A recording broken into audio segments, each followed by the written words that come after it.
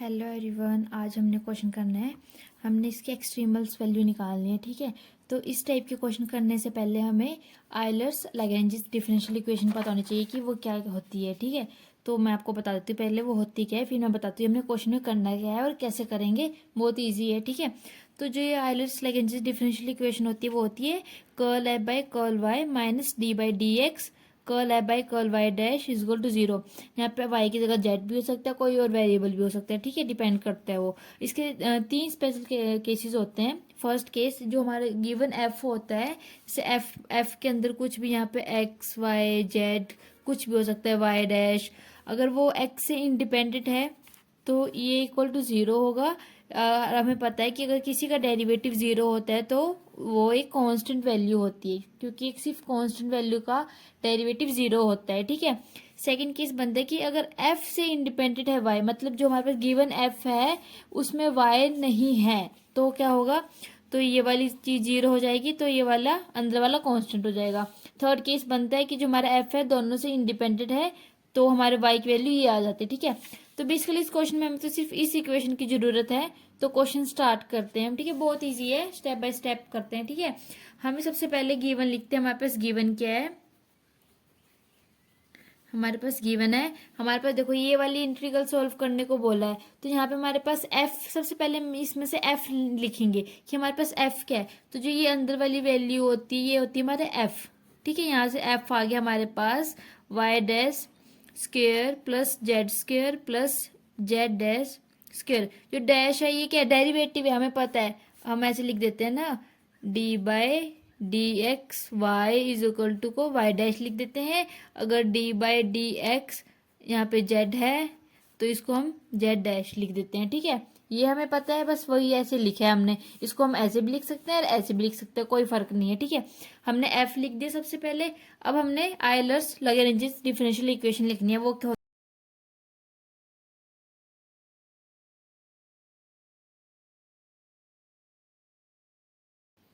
ये हमने लिख दी गिवन। ठीक है, अब हमें पता है जैसे इसमें दो वैल्यूज चाहिए वाई और जेड, तो हम दो इक्वेशंस लिखेंगे। अगर सिर्फ यहाँ पे वाई होता जेड नहीं होता तो सिंपल एक इक्वेशन होती। ठीक है, अगर यहाँ पे थर्ड आ जाए कुछ पी क्या ओ आर तो वो थर्ड भी लिखेंगे हम। ठीक है, हमने ये लिख दी। अब हमने क्या करना है, ये तो हमने इक्वेशन लिख दी। अब हमारा क्या काम है कि जो हमारे पास एफ है, एफ इधर दोनों में पुट करेंगे, दोनों का सोल्यूशन निकालेंगे, डेरिवेटिव निकालेंगे। ठीक है, इसको ले लेते हैं हम फर्स्ट, इसको ले लेते हैं सेकेंड। एफ हमारे पास ये गिवन है। ठीक है, तो एफ की वैल्यू जब हम पहली इक्वेशन में पुट करेंगे तो क्या आएगा, पहली इक्वेशन में पुट करेंगे तो curl f by curl y है। पूरी इक्वेशन में वाई तो नहीं है तो जीरो आ जाएगा, minus d by d x. हमने एफ का डेरिवेटिव किसके रिस्पेक्ट लेना है, वाई डैश। यहाँ पे वाई डैश है तो इस पूरे का डेरिवेटिव क्या आ जाएगा, यहाँ पे टू वाई डैश, ये पूरी कांस्टेंट है तो जीरो हो जाएगा। ठीक है, ये इक्वल टू जीरो। यहां से क्या बन जाएगा, इसका हम फिर से डेरिवेटिव करेंगे, ये two times derivative minus two equal to zero. इसको हम ऐसे लिख सकते हैं वाई डबल डैश जीरो, ये माइनस टू उधर चला गया। ठीक है, ये ऐसे हो गया, ये आ गया हमारे पास। इसको लिख लेते हैं हम थर्ड इक्वेशन। ठीक है, थर्ड। और उसके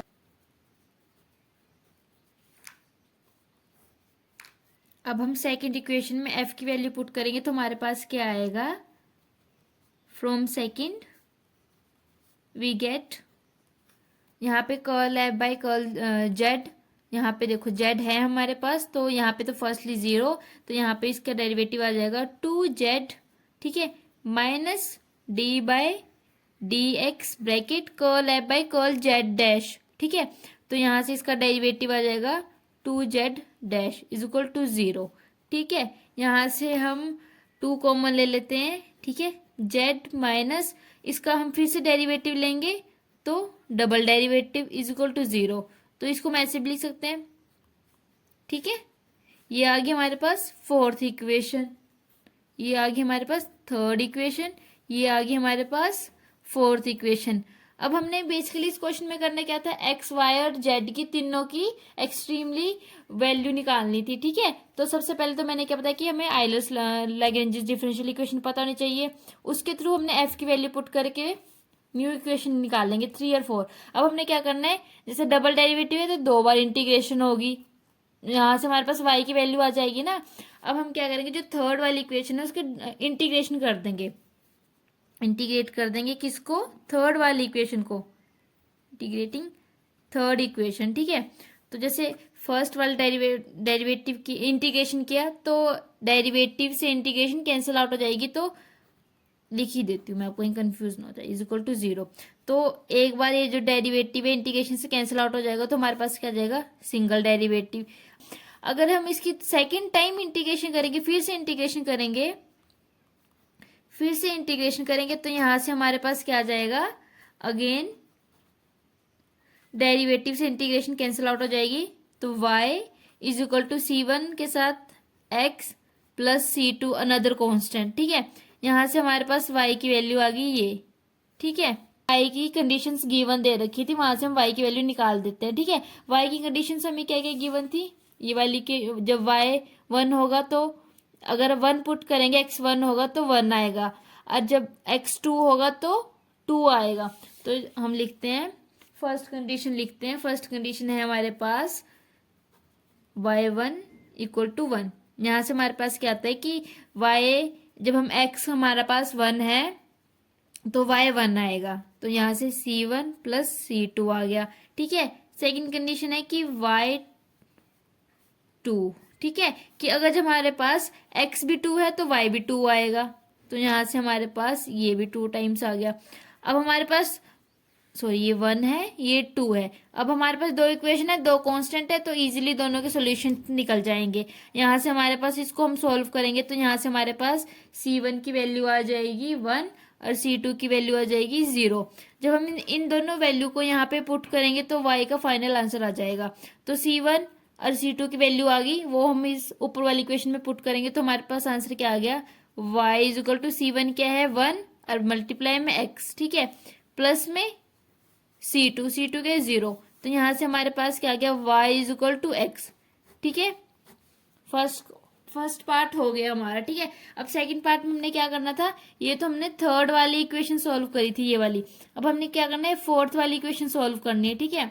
फोर्थ वाली इक्वेशन हमारे पास क्या है, लिखते हैं। अब हमने फोर्थ वाली इक्वेशन सॉल्व करनी है, और हमें पता है, हमने लास्ट ईयर पढ़ा होगा आपने भी, कि जैसे हम इसको ऐसे लिख लेते हैं डी बाई डी एक्स को हम कैपिटल डी लिख लेते हैं, ठीक है।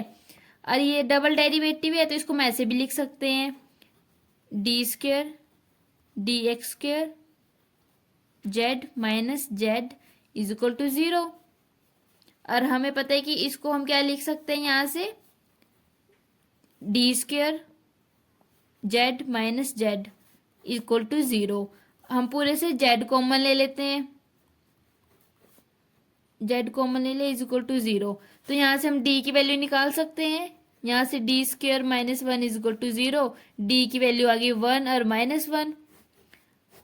यहाँ से जनरल सॉल्यूशन आ जाएगा हमारे पास c1 कांस्टेंट e की पावर x, c1 c2 हमने पहले ले लिए कांस्टेंट, इसलिए मैं यहाँ पे c3 और c4 ले लेती हूँ, ठीक है, माइनस एक्स। ये हमें पता ही है, हमने पहले पढ़ चुके लोअर क्लासेस में, अगर आपने नहीं पढ़ा है तो मेरी अनदर वीडियो देख लेना, ठीक है। Z is equal to c3 E की पावर x c4 ई की पावर माइनस एक्स, ठीक है, ये लिख दिया हमने। इसके बाद हमारा क्या काम था कि हमने ये c3 और c4 कांस्टेंट की वैल्यू फाइंड करनी है और इस इक्वेशन में पुट करनी है, वहां से हमारी z की वैल्यू आ जाएगी। अब हमने कांस्टेंट की वैल्यू फाइंड करने के लिए हमारे पास गिवन इक्वेशंस दे रखी थी, ऊपर z की यहाँ पे ये वैल्यूज दे रखी थी कि जब z 1 पुट करेंगे तो 0 आएगा, जब 2 पुट करेंगे तो 1 आएगा, ठीक है। तो क्या कंडीशन थी, फर्स्ट कंडीशन थी जब हम 1 पुट करेंगे तो 0 आएगा, मतलब x की वैल्यू जब 1 होगी, x की वैल्यू 1 होगी, x की वैल्यू 1 होगी तो 0 आएगा, ठीक है। फर्स्ट ये पार्ट है। सेकंड क्या पार्ट है हमारे पास, जब z 2 पुट करेंगे तो 1 आएगा, जब z 2 पुट करेंगे तो 1 आएगा, मतलब जब यहाँ पे स्क्वायर c4 डिवाइड में E square is equal to 1 आएगा। अब हमारे पास दो इक्वेशन है, दो कॉन्स्टेंट्स हैं, तो इजीली सॉल्व हो जाएंगे। इन दोनों को सॉल्व करेंगे, ये थोड़ा टफ है, मैं इसलिए थोड़ा सा करके बता देती हूँ हम कैसे करेंगे। ये हमें पता है, वैसे आपको आता होगा। हम क्या करते थे, जैसे दो इक्वेशन है तो दो को सेम कर लेते थे, फिर कैंसिल आउट कर लेते। अब जैसे यहाँ पे स्क्वायर है, यहाँ पे ई है, अगर हम इस पूरी इक्वेशन को स्क्वायर से ई से मल्टीप्लाई कर दें, पहले इस वाली को सेम लिख लेते हैं यहाँ पे, C3 E square plus C4 E square. अब हम इस वाली इक्वेशन को इसमें से माइनस कर देंगे, बट पहले इसको पूरे को ई से मल्टीप्लाई कर देंगे। जब हम इस पूरे को ई से मल्टीप्लाई कर देंगे, e square minus C4 e divide में ई 1 माइनस 0, यहाँ से ये 1 बन गया, यहाँ से ये कैंसिल हो गया। तो यहाँ से हमारे पास C4 की वैल्यू आ जाएगी, यहाँ पे 1 by E square minus 1 equal to 1। यहाँ से C4 की वैल्यू आ जाएगी हमारे पास माइनस ई स्क्वायर डिवाइड में ई स्क्वायर माइनस 1। C4 की वैल्यू आ गई, C4 की वैल्यू आ गई तो इस इक्वेशन में पुट करते हैं, यहाँ से C3 की वैल्यू आ जाएगी। तो हमारे पास C3 की वैल्यू क्या आ जाएगी, 1 बाई ई स्क्वायर माइनस 1। दोनों कांस्टेंट की वैल्यू आ गई। अब हमारा नेक्स्ट काम क्या है, दोनों कांस्टेंट की वैल्यू इस ऊपर वाली इक्वेशन में पुट कर देंगे, हमारे पास Z की वैल्यू आ जाएगी। तो जब हम C3 और C4 की वैल्यू यहाँ पे पुट करेंगे तो हमारे पास Z क्या आ जाएगा, Z is equal to E X divide में E square minus 1 minus E की power minus X E square divide में ई स्क्वायर माइनस 1। ठीक है, अब हम इसको सॉल्व करते हैं। ठीक है, आगे एलसीएम ले लेते हैं, नीचे सेम है तो ऊपर बन जाएगा ई एक्स माइनस ई की power minus X E square divide में ई स्क्वायर माइनस 1। ठीक है, अब हमने पढ़ा है कि जैसे ट्रिग्नोमेट्री फंक्शन होते हैं वैसे हाइपरबोलिक फंक्शंस होते हैं। ठीक है, और हमें पता है कि जो साइन हाइपरबोलिक फंक्शन होता है वो क्या होता है, ई की पावर एक्स माइनस ई की पावर माइनस एक्स डिवाइड में 2। और कोस हाइपरबोलिक फंक्शन क्या होता है, ई की पावर एक्स प्लस ई की पावर माइनस एक्स डिवाइड में 2। ये होता है, यहाँ पे ये चीज बन सकती है तो हम बनाते हैं। ठीक है, तो हम क्या करते हैं, इस पूरे को ई से डिवाइड कर देते हैं। तो यहाँ पे ई की पावर एक्स डिवाइड में ई की पावर माइनस एक्स मल्टीप्लाई में ई स्क्वायर डिवाइड में ई स्क्वायर डिवाइड में ई माइनस 1 बाई ई। कोई फर्क तो नहीं पड़ा। अब क्या होगा, ये ऊपर जाके माइनस में चला जाएगा पावर में, क्योंकि ये ऊपर जाके माइनस 1 बन जाएगा। और हमें पता है बेस सेम होते तो पावर ऐड हो जाती है, तो x माइनस 1 और यहाँ पे स्क्वायर है तो एक कैंसिल हो जाएगा और ऊपर बन जाएगा यहाँ पे हमारे पास माइनस एक्स प्लस 1। ठीक है, डिवाइड में बन जाएगा यहाँ से e माइनस ई की पावर माइनस 1। ठीक है, अब हम इसको कैसे लिख सकते हैं, अगर हम इस पूरे को 2 से डिवाइड कर दे। 2 से डिवाइड क्यों करें, क्योंकि हमें पता है अगर हमने इसको हाइपरबोलिक फंक्शन में चेंज करना है तो हमें डिवाइड में 2 भी चाहिए। तो ऊपर भी 2 से डिवाइड, नीचे भी 2 से डिवाइड। तो हम क्या कर देते हैं, यहाँ बन जाएगा ई की power x minus 1 minus E की, इसको माइनस कॉमन ले लेते हैं, अंदर बन जाएगा एक्स माइनस 1। ठीक है, डिवाइड में 2 और यहाँ पे ई माइनस ई की पावर माइनस 1, इसके डिवाइड में 2। ठीक है, इसके डिवाइड में 2। अभी दोनों देखो साइन हाइपरबोलिक फंक्शन बन रहा है क्योंकि इन दोनों के बीच में माइनस है। तो यहाँ पे हमारे पास जो ये x है, जो यहाँ पे x चल रहा है, तो यहाँ पे x की जगह जो काम कर रहा है वो क्या कर रहा है, x माइनस 1। तो यहाँ पे क्या बन जाएगा, sign hyperbolic x minus 1 divide में यहाँ पे x का काम क्या कर रहा है, 1। तो यहाँ क्या बन जाएगा, साइन हाइपरबोलिक 1। ठीक है, समझ आ गया ना आपको। अगर कोई डाउट हो तो मेरे से पूछ लेना कमेंट में, मैं बता दूंगी। ठीक है, ये आगे हमारी किसकी, जेड की वैल्यू। तो हम फाइनली लिख देते हैं, मेरे पास क्या क्या वैल्यू आई देखो मैं बताती हूँ। सबसे पहले देखो यहाँ से फाइनल आंसर आ गया हमारे पास, y is equal to X और जेड की वैल्यू क्या आई यहाँ से, sine hyperbolic x minus 1 divide में साइन हाइपरबोली 1 और रिक्वायर्ड